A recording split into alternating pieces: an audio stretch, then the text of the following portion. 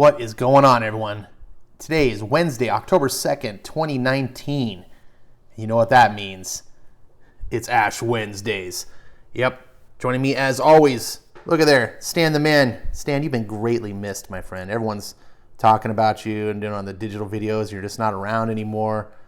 I'm sorry, buddy. My camera on my phone, it's a new day. We're in a digital era.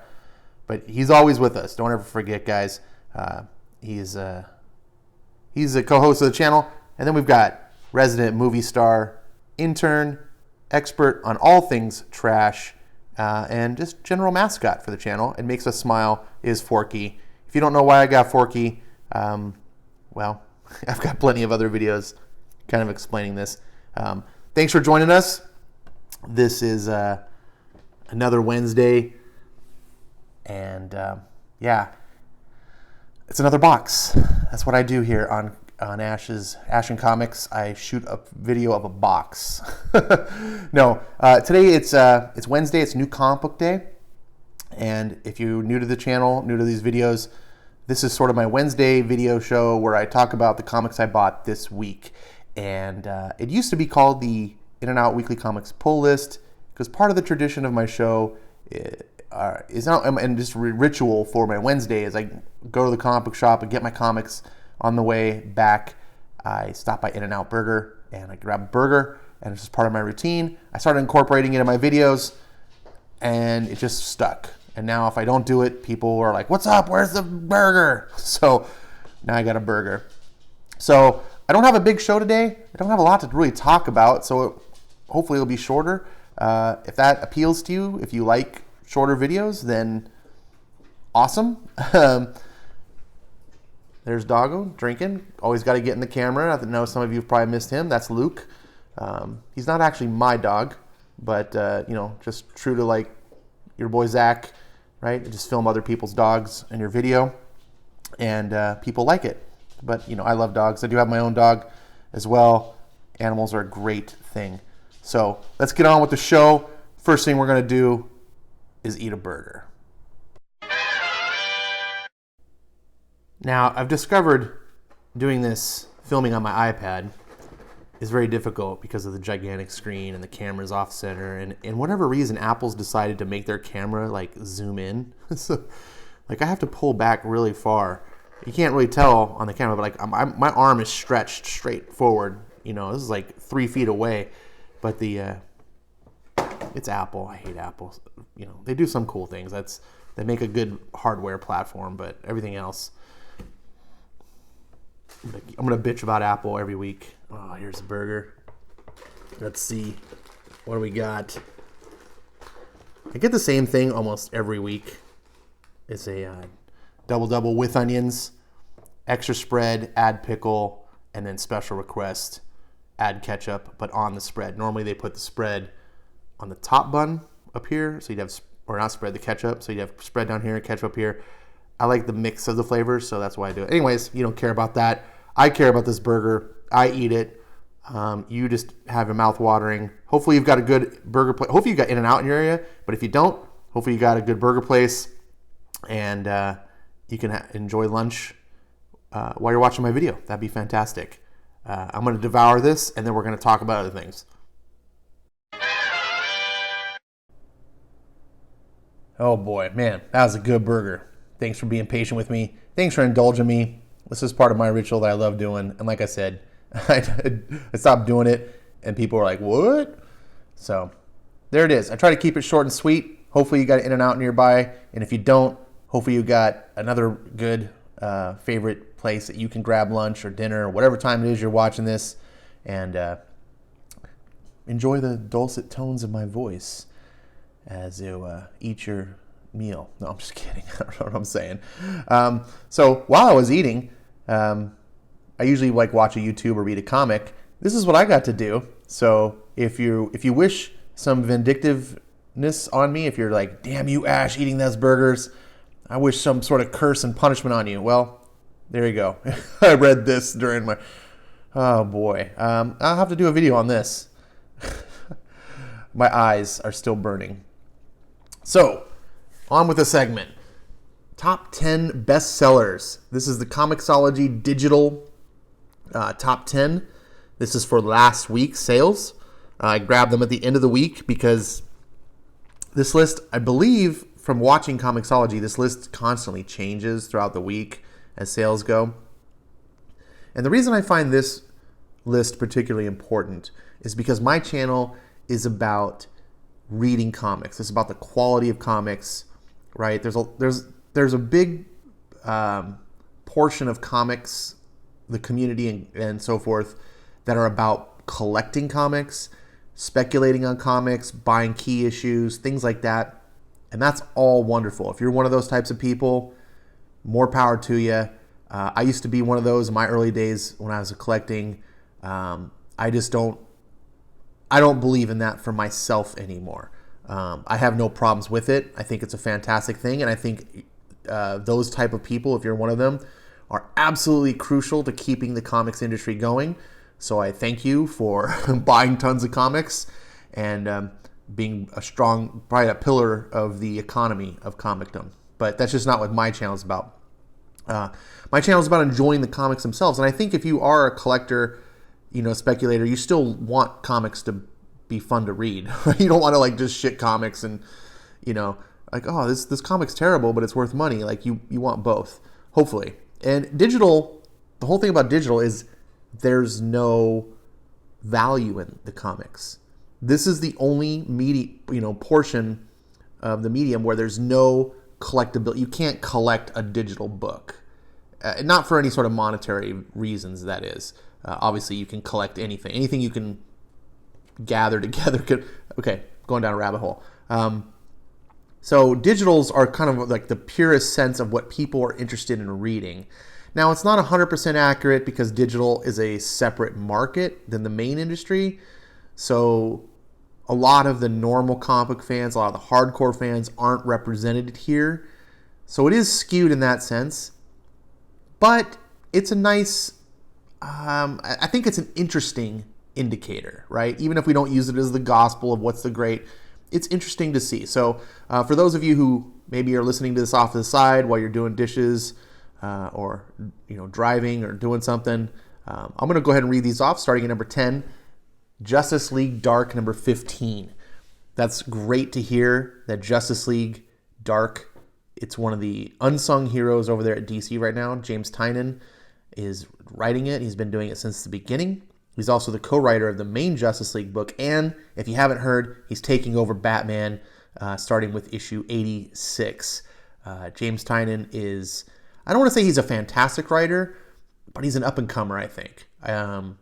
I discovered him when I got back into comics actively on the New Age of Heroes with his Immortal Men. Immortal Men was my favorite of the books, and I didn't know who a lot of the new writers were. I was, much more educated about writers and artists of the past. So I was like, okay, I'm going to discover who the young bloods are of today, so to speak. Who's the hotness? And I read most of the New Age of Heroes books because I thought that was a great jumping on point as a new DC person. And his book at Immortal Men stood out to me. So I immediately checked out other things. And I really like his Justice League Dark. He also does Batman Teenage Mutant Ninja Turtles. That's a 6-issue miniseries that wrapped up today. That's been fantastic. So anyways, it's great to see him on there. Shazam number 7. Holy cow, that's awesome. Geoff Johns is probably, if you were to try to think of someone in the comic industry today that is kind of like a Stan Lee equivalent, well, I don't think Geoff Johns would be quite accurate because he's not sort of the spokesman that Stan Lee was. But as far as driving the direction and the vision of the comic company, Geoff Johns is in my opinion, a modern sort of analog to that for DC Comics. He shapes the vision, and it sucks because DC seems to be working so hard against him. And they're just like, that Rebirth, we don't really like it. We're gonna start screwing it all up. Thanks for the try, Jeff. And meanwhile, fans are screeching. It sucks. But Shazam itself is not a popular character. I admittedly don't buy this book myself, even though I think Geoff Johns is a true master, because Shazam doesn't call to me at all. But I absolutely want to see it be a success. I absolutely cannot wait till Geoff writes another book. Doomsday Clock is the other book he's writing. That's fantastic. Probably one of the best things going on at DC. So it's great to see that Shazam is getting that the readership popularity. Detective Comics 1012. I just recently posted a review of this, and Tomasi is just doing really good journeyman work over there with Batman. If you are unhappy with Tom King's Batman and just wish Batman would be a fun, Batman book that didn't just roll off into those weird depression issues and Batman just being this, I don't even want to go into all the negatives about it. If you're on the side, well, Detective Comics should be for you. I've been hyping it for a while. He's been doing a bunch of filler issues lately for like the last 6 issues, I want to say, were sort of like filler. Like there was a 2-part story, a 1-part story, and then a 3-part story. And some people aren't really don't really jive with that. I don't myself really jive with those. I much prefer the longer arcs and the saga. I'm much bigger on saga than I am episodic storytelling. But I do appreciate in between you do this big epic storyline, and then you don't just jump into the next big epic. Give some breathing room. Have a couple little down stories, some small one-offs. So Detective Comics is starting back up again with a big Mr. Freeze story, and it sounds great. Harleen #1. I think that's the strength of Black Label and the strength of the writer-artist. And I know I'm going to butcher this name because I don't know what European nationality he is. Is he Polish? I don't know what he is, but it's Stepan Sajic. And I know I'm probably just butchering it because I'm just saying it phonetically if I heard what it really is. But you probably know who I am. I don't really normally like his interior art. I think he rushes and it's not that great. But his exteriors, where he takes more time and the painted colors and stuff, really look great. I think that's what's selling this book. I haven't really heard good things, but it is what that is. Amazing Spider-Man #30 continues to have a strong fan base. I'm not a Nick Spencer fan. I expect better from Amazing Spider-Man, but apparently it's not the trash that it once was, and fans are starting to come around. So that's good for Marvel. Then #5, Batman: Curse of the White Knight. This should probably be #1. I don't even know what issue this is. This has got to be issue #2. This will be issue #3. Yeah, that came out last week. Fantastic issue. I also just published a review of this. Please check that out. I thought that was, if I'm patting myself on the back, I thought I did a decent job. You can let me know whether I actually did or not. But this might be the best comic out there, right? This is so good. This is a 5-star comic. This is elite. The fact that this is #5 boggles my mind because it's Batman. If it were like an Aquaman book or something, okay, no matter how great it is, sometimes it's the character doesn't have the interest. But this is Batman, and this isn't just Batman. This is great Batman, great Batman. I can't praise this book enough. So it boggles me that it's there, especially when #4 is Avengers 24. Avengers. Jason Aaron's Avengers is #4. The only thing I can think of is Avengers. And the normie crowd out there right now, which are the people who don't actually buy floppy books or actually buying digital comics, they love their Marvel MCU, and this is driving it. That's my theory. Of course, it's not based on any sort of scientific testing or anything, but I don't understand why otherwise Avengers would be up there. It's just not good. Then we have Action Comics 1015, and this is the strength that Bendis has. It's crazy.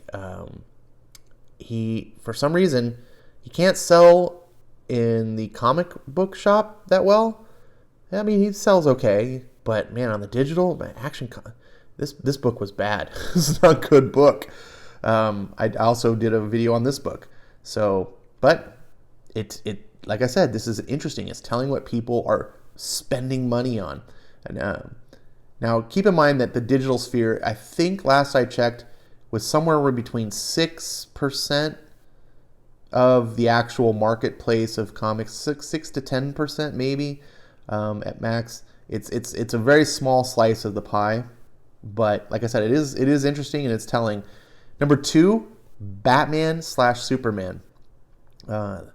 This is a new title that recently started. It's only on number 2, so it could be that it's this high on the list because it's a new book and number 1s always generate new interest, more so than the rest of the series generally. Batman vs. Superman, however, is a good book. I've done videos on both. You can check them out. I do recommend them. So, I recommend my videos, but I recommend this book. It's a good book, and it's worth recommending, especially if you enjoyed the Metal event of 2018. If you enjoyed that, and then you read the Batman Who Laughs miniseries by Scott Snyder that was earlier this year, if you enjoyed those, this is a must book. It's essentially a continuing off of that. If you necessarily weren't a fan of those, this still might be for you. This is not Scott Snyder, who did the previous things I just mentioned. This is Joshua Williamson, who writes The Flash, and he's kind of one of the unsung heroes over there at DC. He's a super solid writer, and maybe he'll have a slightly different edge to it, because some people just don't jive with Scott Snyder for some reason. So, and then finally, number 1. The book that defies what I just talked about with number 1s catching on. This is a book that gets more popular and sells more as it goes on. Number 2 sold more than 1, 3 sold more than 2, etc. Powers of 10, number 5, is the number 1 book. This isn't just the number 1 book digitally. I'm pretty certain this is also the number 1 book physically. This is the book everyone's talking about. Even I'm reading it. A person who bailed on X-Men. Much loved X-Men, by the way. I'm a huge... X-Men is my bag. But I left them because I would say they left me.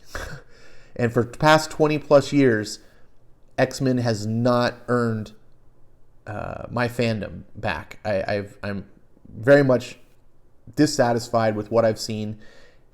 And this is the first time. That may not mean much to you, but it means a lot to me. The fact that Jonathan Hickman could do something to get me to buy an X book again, and to do it every week. This is crazy. I really absolutely hate what Marvel's doing, charging me $5 a week for these books. It should be a monthly. Go back to monthly books. We can afford comics again. But be that as it may, that's not what this list is about. This is about the top, and just talking about these books and letting you know what's out there, what people are reading, what's making waves, and there you go. All right, our next segment is Marvel number 1s. Normally I do this one first, early on, shake it up, do things out of order. Let's get into what Marvel's number 1s this week. First, we've got Absolute Carnage, Immortal Hulk, number 1. You absolutely can't miss this. And when I say this is all tongue-in-cheek. Don't take this. This is my segment where I kind of mock Marvel for publishing new number 1 books every week. And not just one. It's usually a handful. I think on average, I would say it's probably, I'd have to, obviously math it out to, see if true, but I think it feels around 5 a week. So I like to make fun of Marvel. And I'm probably going to start adding DC to this list because the last time I did the solicits, DC is just jumping on this number 1 bandwagon head first. So I'm going to mock them too if they start showing the same signs. But, number 1 comics, guys, if you're a speculator, these are going to be huge. Man, just think in 20 years, you're going to have a number 1 Absolute Carnage Immortal Hulk comic. It's the number 1.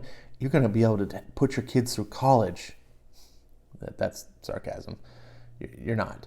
A lot of people bitch about speculators, in my area of the community people I talk to, speculators are ruining the market. I don't buy that at all. But I do believe comic companies trying to milk speculators are ruining the market. That's the problem. Speculation is great. Speculators buy lots of comics. That's healthy. What's not healthy is when then the comic companies turn around and go, oh, what are the speculators doing? Well, let's cater our business to get, to do that. That's why we see all number ones all the time. Here we got Ghost Rider number one. Ghost Rider's back, and it's number one. Why did he ever leave? Now we got Spider-Verse number one. Only Miles Morales can save the Spider-Verse. Of course, only Miles can do it. Of course. God forbid Peter Parker ever be able to do anything anymore these days. This seems like a complete... this is like, remember that Spider-Verse movie that we did? Yeah, let's make a comic and try to exploit... I don't care. I just don't. Contagion. Now, here's a book I am kind of interested in. Only because it's different, right? Someone said like, this is Marvel just trying to copy DC's Deceased, and I was like, no. First of all, Deceased was a copy of Marvel Zombies. It's the other way around. This Deceased is about zombies and stuff. Contagion seems to be about some sort of infection going around. Looks like these are the Mole Men, classic Fantastic Four villain, and it's gonna, infect the heroes. It does obviously a contagion. The zombies, zombies are in a sense a contagion as well. So you can, if you try, you can draw the parallels. But this to me does seem different. And I'm all for trying things different. Marvel used to be the house of ideas. Remember that? So I have to kind of applaud when Marvel says, hey, we're going to do something new. And Ed Brisson is, one of the better talents at Marvel these days. And the art looks pretty good. I like this cover. So I'm not gonna shit on it until it deserves it. I'm not gonna be just like, I'm gonna hate it because I hate everything. So, and next, Bizarre Adventures. People are excited about this. I don't really know why. It's Bizarre Adventures. Anthology books don't really do well. That they've petered out. I mean, I don't think anthology books have really done that well since like the 60s. I might be wrong, but I don't recall being a collector in the 80s and stuff. Anthology books were just dead. That was like the death knell. I saw like some really good books like Marvel Fanfare. Do you guys remember Marvel Fanfare? Some really good books, but they couldn't last. Fans just aren't about the anthology books that much. There are fans of anthology books, and I'm sure they're listening going, shut up, Ash, you don't know what you're talking about. All right. And so that is it. So 5 books this week. Immortal Hulk, $4.99. Ghost Rider will set you back $4.99. Spider-Verse set you back $3.99. Contagion, $3.99. Congratulations, Marvel, for not trying to bilk your customers with a $5 price tag on one of your books. And Bizarre Adventures, $4.99. So $22.95 if you want to add all these number ones to your pull this week. It's only almost about as much as I spent today on my pull list. So speaking of which, let's get on to the next segment. All right, let's get on to the comic call. That's the meat and potatoes of this video. We're going to start off this time with digital edition. I don't always get digital books, so this part's not always included in every video, but I did buy some digital books this week, a little bit earlier. I think it was on Saturday, maybe. I did it on a live stream, actually. So since it falls on this particular week, it goes on this video. First book I bought under recommendations by a friend of the channel, all-around good guy Eric Breen, was Captain America Winter Soldier Ultimate Collection. This collection contains, that's the right word, I'm so bad, contains the first 2 trade paperbacks of Brubaker's run on this.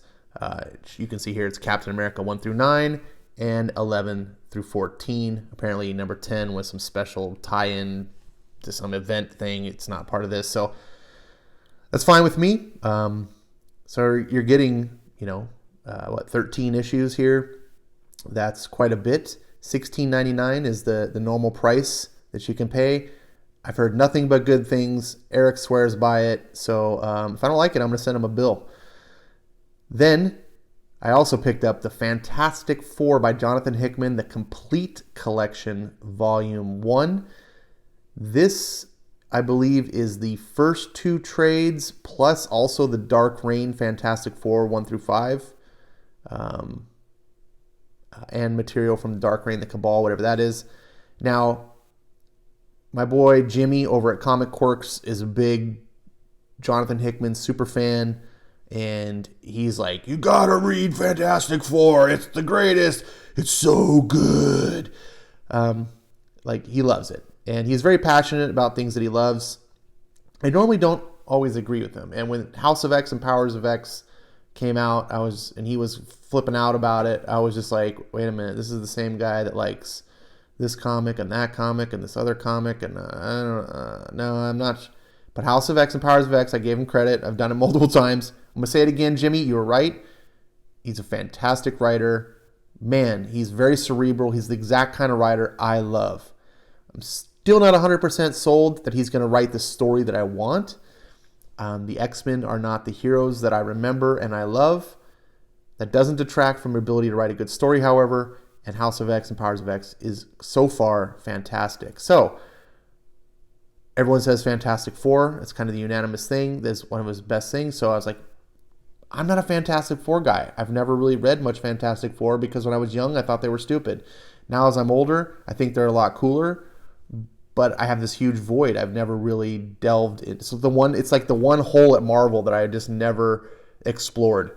So I'm like, yeah, okay, I'm going to check out this Fantastic Four.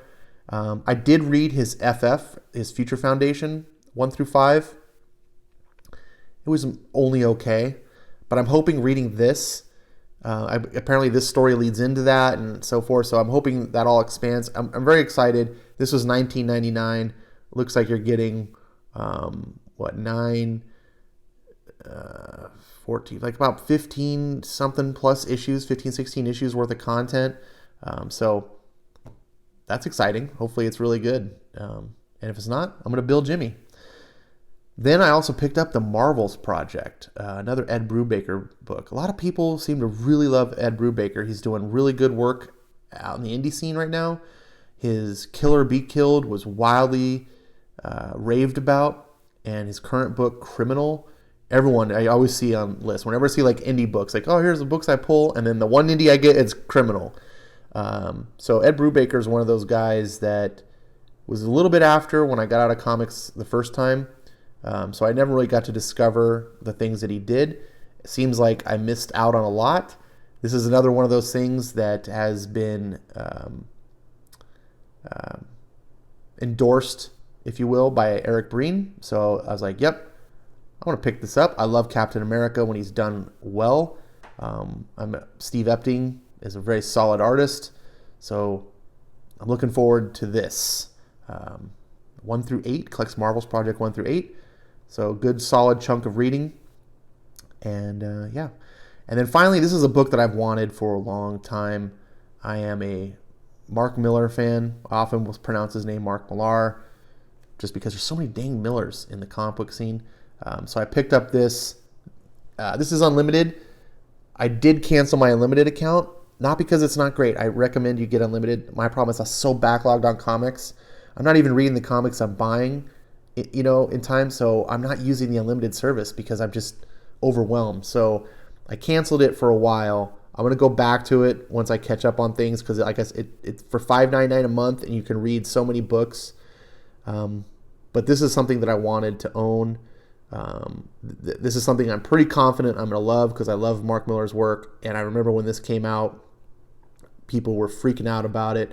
I wasn't actively buying books, and but I missed the floppies. I would have bought this had I known about it as it was doing it, because I'm a huge Wolverine nut, and he's one of those characters that I'm really picky about. Like, I feel so many writers don't get him, and when I see a writer write him in a way that I feel they're not getting him, it drives me nuts. Like, I was like, that's not Wolverine, and I don't want to read those stories. So I'm very picky. I think Mark Millar is going to deliver a story that I want to see, and Steve McNiven art. It's just one of those things I've been wanting for a long time, and there you go.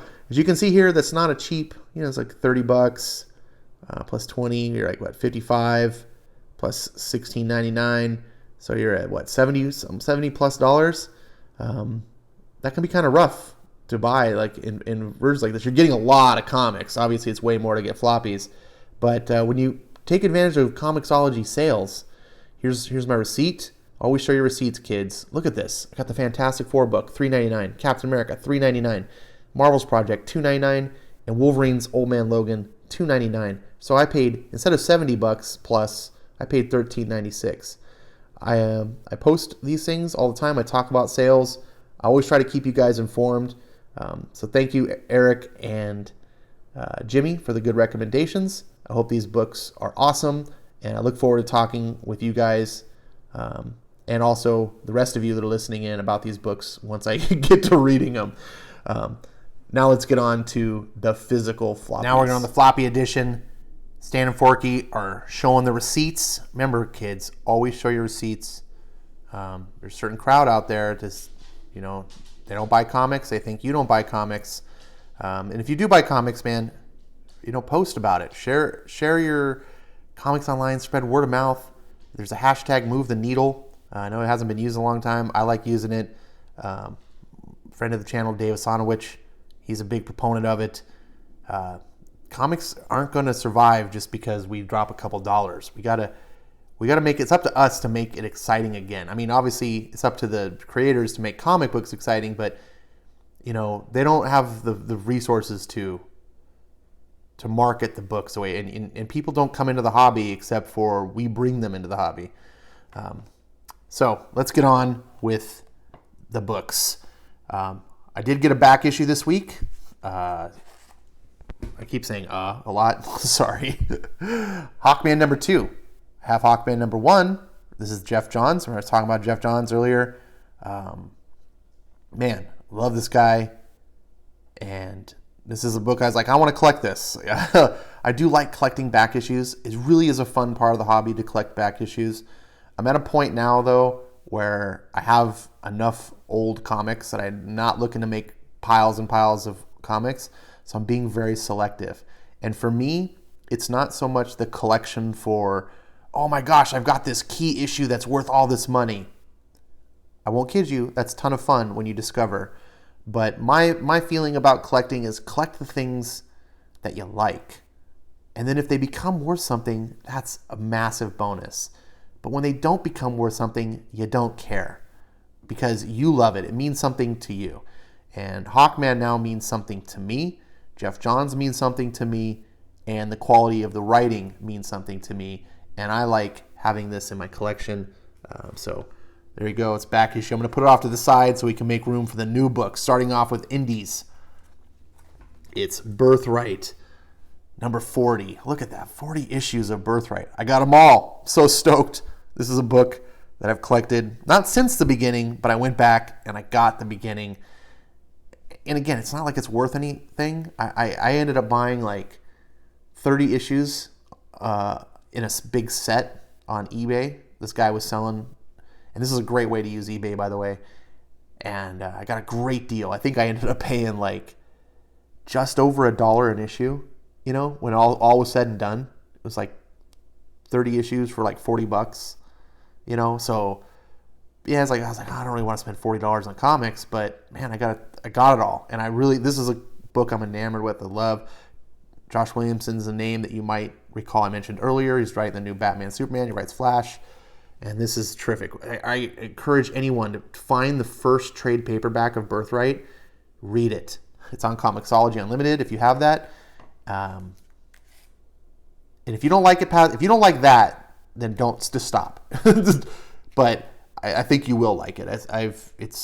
Everyone I've got to read that book comes away going, oh my gosh, you were right, Ash. That was a great read. Then we have a crossover, indie / mainstream, IDW DC producing Batman Teenage Mutant Ninja Turtles 3, number 6. This is the B cover. I love these full art covers. I love Kevin Eastman.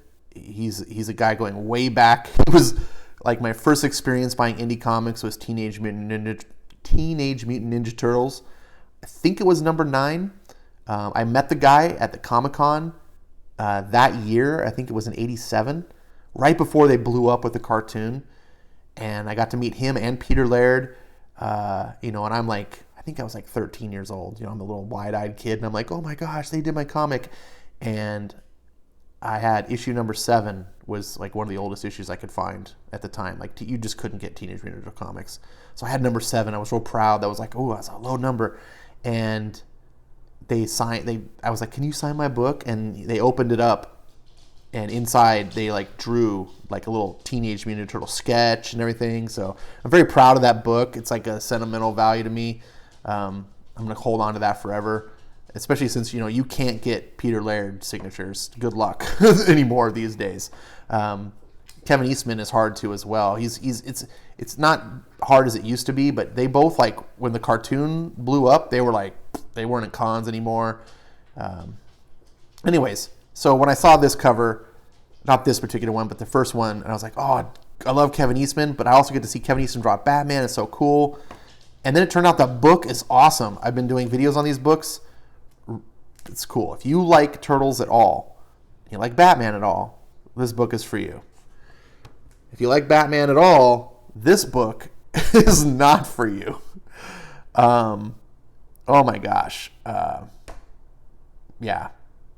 I'm just getting this because it's a train wreck and the cars keep derailing. It's like one of those 100-car long freight trains. It just derails, and it's just like, there goes another one, and just another one.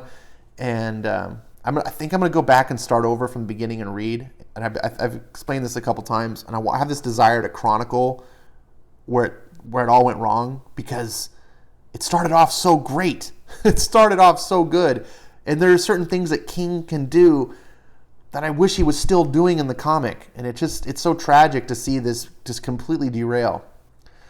Speaking of comics that aren't derailing, we've got Justice League 33. Unfortunately, it doesn't have my boy Jorge Jimenez.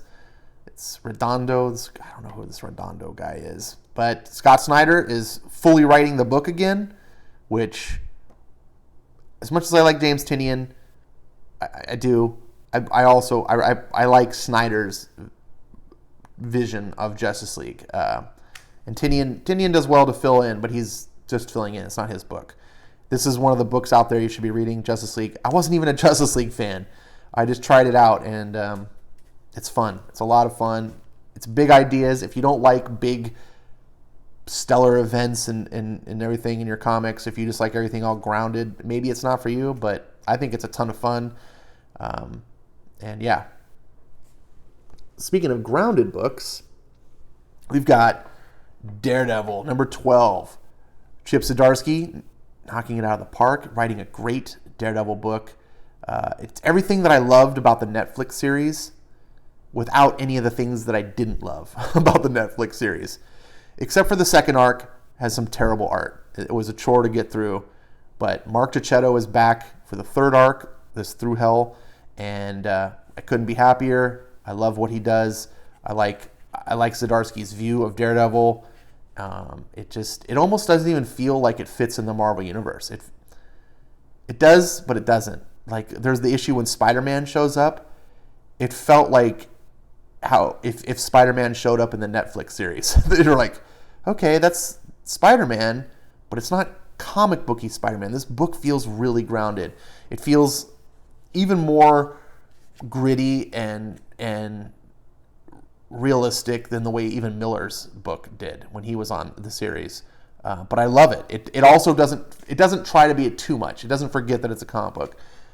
I'm enjoying it. The fact that I'm buying any Marvel comic is a huge deal.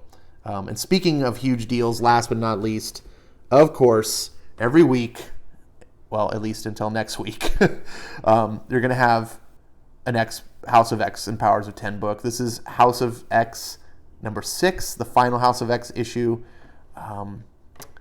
It doesn't have the same colorist on the book, so I'm a little bummed because that guy, I normally don't notice colorists. I'm normally just like, okay, it's usually the case of you're either a good colorist and it's good, or you're not a good colorist and it's not good. It's that way. And if it's good, I'm like, okay, great.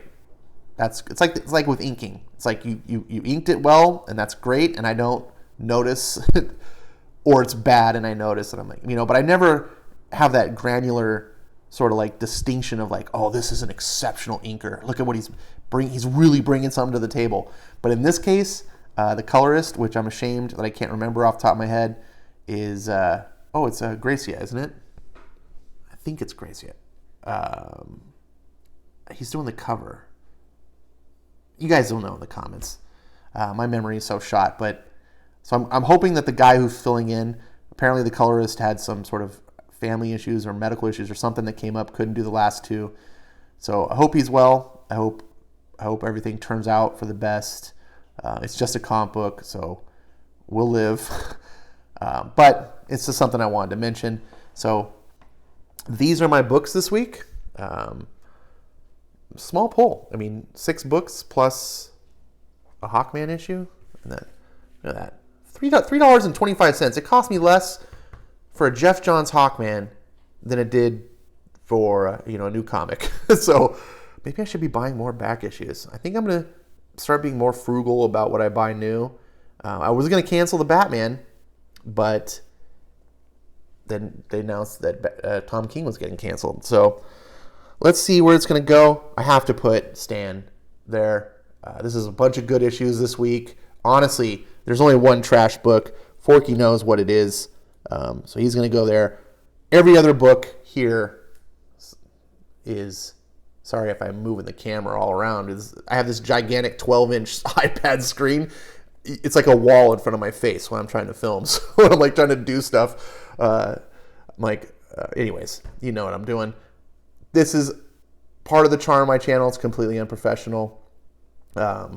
It's just me shooting the shit with you guys, conversational style, as if we were sitting around talking about comics. I hope you enjoy everything that I put together. If you have any ideas or things you want to see more of, if there's things that I can do differently, if there's things that I do that annoy you and you're like, dude, stop, please don't do this anymore. It's driving me away from your channel. Let me know. If you want to be critical and you feel like I don't want to be harsh in your YouTube comments or whatever, I appreciate that consideration. You're more than welcome to DM me. My DMs are open on Twitter. I've had several people write some really, really nice, thoughtful comments to me that way, and I really appreciate it. I really appreciate all the kind comments that I would get.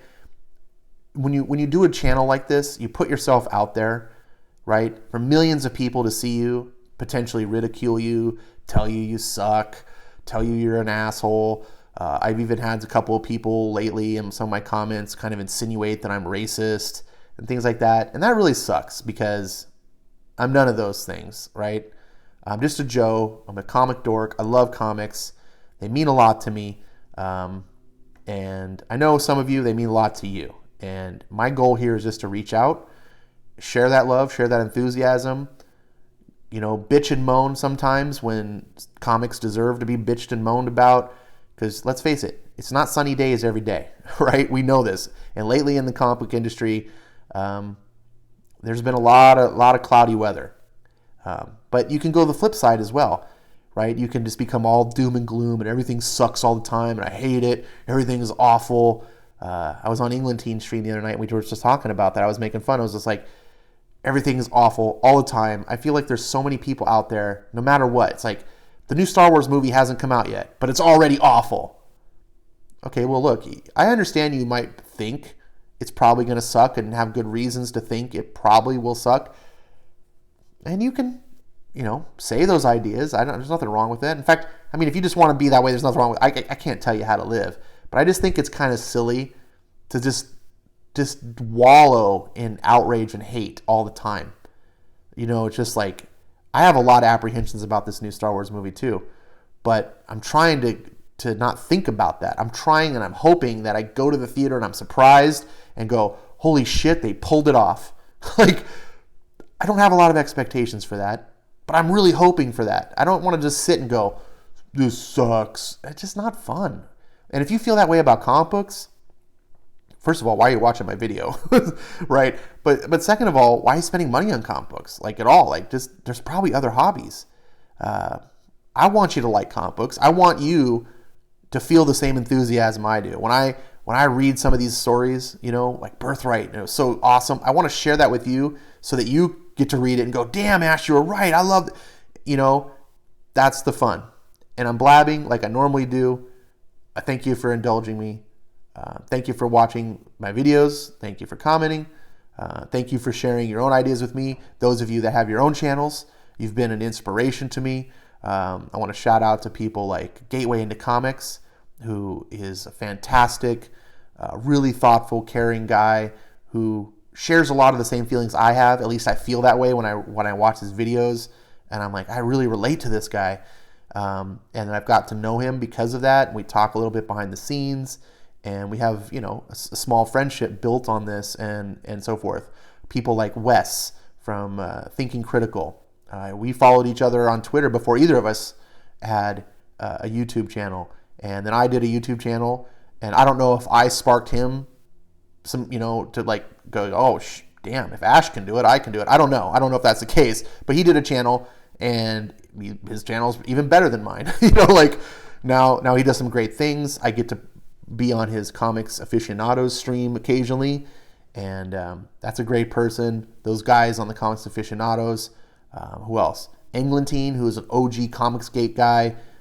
He's just OG comics guy. He loves to go back. He loves the old school stuff.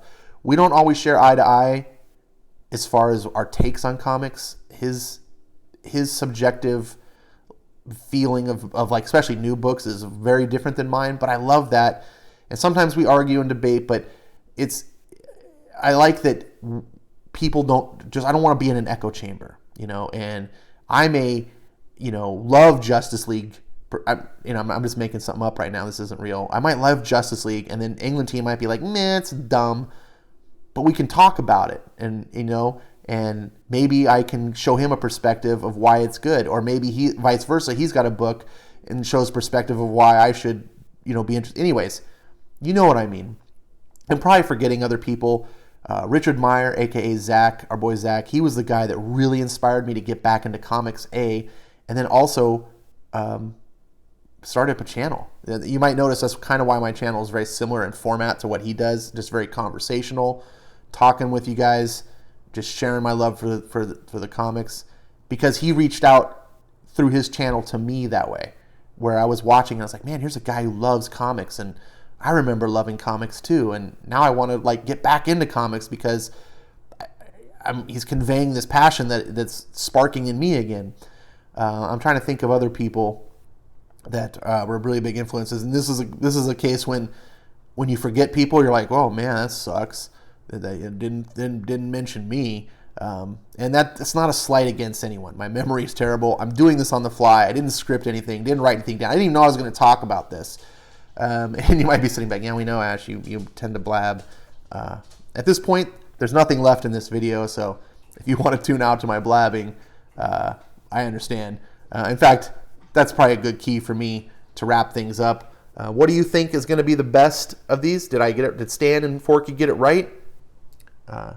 Is Luke the Doggo going to continue to make cameos in the videos because he wants to be a star? Who knows? But this is a good week. I'm excited. I can't wait to read these books and make videos about them, hear what you guys are doing. And thanks so much again for watching. I'll see you next time.